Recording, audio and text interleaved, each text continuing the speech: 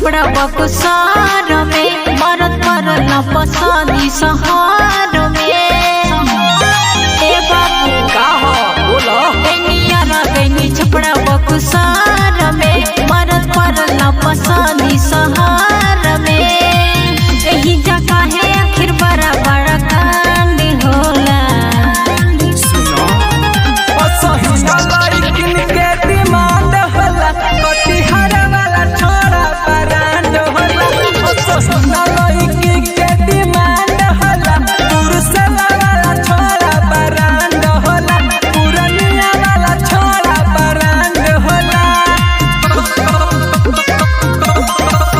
कटिहार वाला छोरा ब्रांड होला।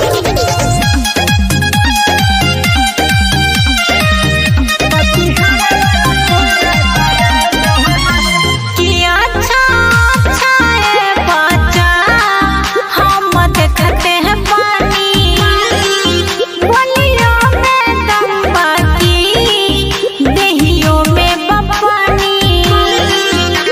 बताइया और कितना लोग जायली आके चल गईली। कहाँ बनल रहेला मिजाज न बदल पैली। लगे यही से दीवाना बरमांड होला।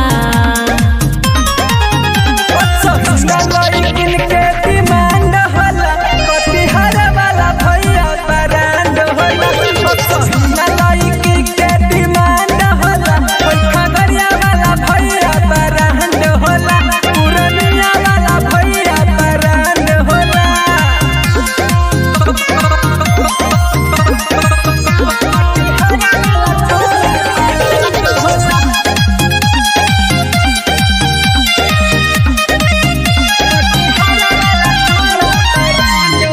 सगरों से घूमी के हम हवा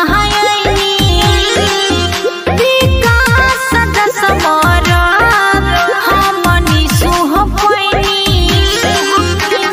बड़को भैया के देखो और खुला किताब जाती रखबू ताके हो पड़ी पर निराला मकैया तू से गाड़ी हो लड़ी बुझलो। ऐसन जवानी न कमान